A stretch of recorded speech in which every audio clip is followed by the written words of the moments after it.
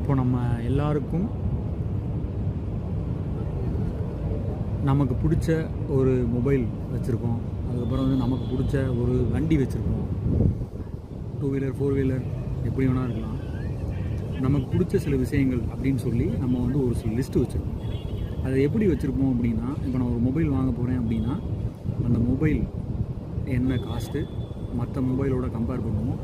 ஒரு 4 மொபைல் எடுத்து வச்சுட்டு கம்பேர் பண்ணி இந்த மொபைல் இவ்வளோ காஸ்ட்டு, இந்த மொபைல் வந்து இவ்வளோ காஸ்ட்டு, இதில் இவ்வளோ ஃபீச்சர்ஸ் இருக்குது, இது வந்து வாங்கினா நமக்கு இவ்வளோ அட்வான்டேஜ் இருக்குது, இது எல்லாத்தையும் பார்த்துட்டு நம்ம நிறைய விஷயங்களை கம்பேர் பண்ணி நிறைய விஷயங்களை தெரிஞ்சுக்கிட்டு ஒரு மொபைல் வாங்குறதுக்கு நம்ம ஒரு முயற்சி பண்ணுவோம். அதே மாதிரி தான் இப்போ ஒரு 2 வீலரோ 4 வீலரோ வாங்கணும் அப்படின்னாலும் நம்ம நிறைய வெஹிக்கிள் போய் பார்ப்போம். நிறைய ஷோரூம் போய் இறங்கி கேட்போம். இது எவ்வளோ, அது எவ்வளோ, இது எவ்வளோ காஸ்ட் வரும், மெயின்டெனன்ஸ் காஸ்ட் எவ்வளோ வரும், இதை பற்றின எல்லா ஒரு விழிப்புணர்வும் நமக்கு வந்து வரும். வந்ததுக்கப்புறம் தான் நம்ம என்ன வண்டி வாங்க போகிறோம் அப்படின்றத நம்ம முடிவு பண்ணி அதுக்கப்புறம் நம்ம போய் வாங்குவோம். இது எல்லாமே நமக்கு எப்படி கிடைக்கிது அப்படின்னு பார்த்தீங்கன்னா, ஒரு இன்ஃபர்மேஷன் ஒருத்தரும் ஒரு மாதிரி சொல்லக்கூடிய இன்ஃபர்மேஷன் எல்லாத்தையும் வாங்கி வச்சுட்டு நம்ம இதெல்லாம் கம்பேர் பண்ணி நமக்கு இதில் ஒரு அறிவு வந்துடும். ஒரு தெளிவு வந்த உடனே ஓகே நம்ம இதை தான் வாங்க போகிறோம் அப்படின்ற ஒரு முடிவு பண்ணி நம்ம போய் வாங்குவோம். இந்த மாதிரி நிறையா விஷயங்கள் வீட்டில் வாங்குகிற சின்ன ஒரு வாஷிங் மிஷினு, ஃப்ரிட்ஜு, மிக்சி என்ன வேணால் வச்சுக்கோங்களேன். நம்ம நிறையா விஷயங்களை தேடி பிடிச்சி கம்பேர் பண்ணி எல்லாத்தையும் பண்ணி நம்ம வாங்குவோம்.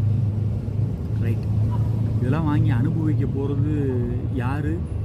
இந்த உடம்பு. ஆக்சுவலாக பார்த்தா உடம்பு கிடையாது, உடம்புக்குள்ளே இருக்கிற உயிராக இருக்கிற வரைக்கும் தான் இந்த உடம்பே இருக்கும். அதுதான் வந்து நம்மளுடைய மிகப்பெரிய ஞானம். எப்படின்னா, எல்லாத்த பற்றியும் தெரிஞ்சு வச்சுருக்குறோம், ஆனால் அந்த உடம்பை பற்றி யாருமே இன்றைக்கி தெரியல. இந்த உடம்புக்குள்ளே இருக்க உயிரை பற்றியும் தெரியல. என்றைக்கு நம்ம வந்து இந்த உடம்பை பற்றி தெரிஞ்சுக்கிறோமோ, இதைத்தான் வந்து திருமூலர் தெளிவாக சொல்லியிருக்காரு.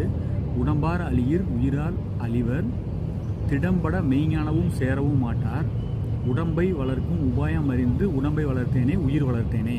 நல்லா கேட்டுக்கணும். இந்த உடம்புக்குள்ளே நூல் மாதிரி அந்த மூச்சு காற்று போயிட்டு வருது இல்லையா, அந்த மூச்சு காற்றோட நமக்கு தெரியாத அந்த மூச்சு காற்றை வந்து நம்ம வந்து உயிர் அப்படின்னு வச்சுக்கிட்டோம் அப்படின்னா அது தாங்கி நிற்கிறது இந்த உடல்.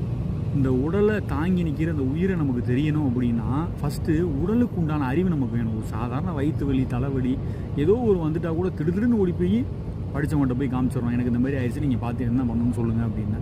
அவங்க என்ன கொடுக்குறாங்களோ அதை நம்ம சாப்பிட்றோம், தப்பு இல்லை. ஆனால் நம்மளை பற்றி நமக்கே தெரியாமல் நம்ம போய் இன்னொருத்தர்கிட்ட கேட்குறோமே, அது வந்து நியாயமா அப்படின்னு நம்மளே கொஞ்சம் இதுக்கப்புறம் புரிஞ்சுக்கிறோம். இந்த உடம்பை பற்றின அறிவு ரொம்ப தெளிவாக இருக்கணுங்க. ஒவ்வொரு உறுப்போட இயக்கமும் நமக்கு தெளிவாக இருந்தால் தான் நம்மளுடைய உயிரை பற்றின